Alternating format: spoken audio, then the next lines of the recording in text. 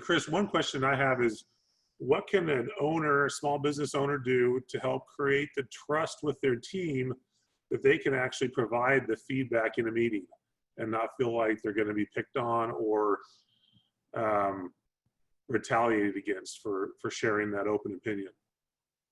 Yeah, I think that's really foundational. I mean, if you're going to grow and scale a business, everybody knows that you got to have good people to do that, and having a good team that trusts each other is foundational to being innovative and really solving issues together. My recommendation that comes to mind immediately is Patrick Lencioni's work, Five Dysfunctions of a Team. And what you're talking about, Robert, is really establishing a foundation of trust.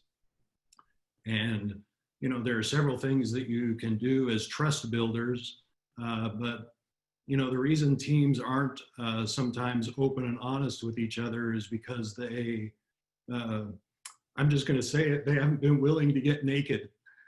And what I mean by that is, a good team has got to really know each other. Some of you might be familiar with a model called the Johari window. And the Johari window is kind of a four quadrant model. And all it really talks about is kind of this idea that there are things that you know about yourself, but others don't know about you. And getting things you know about yourself that others don't know about you out into the open is one of the things that creates trust. It's people knowing about who you are and about your background. There's the other aspect of the Johari window that says, there are things about me that I don't know about myself, but everybody else knows. We call those our blind spots. And so facilitating an environment where people can safely tell me what my blind spot is. I facilitate that in sessions with groups we do a one thing exercise where, everybody goes around the room and we say, hey, Chris, here's one thing that I really need you to do for the greater good of the business. And that one thing that I really need to do, I hear it a lot, is, hey, Chris, one thing I really need you to do is to speak up more and to speak up faster.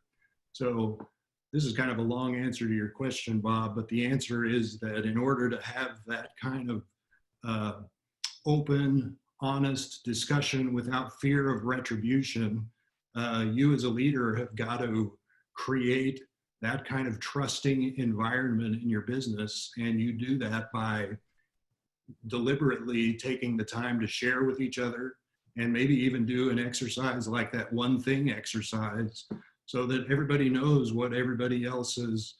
The one thing exercise always points out a blind spot or a weakness.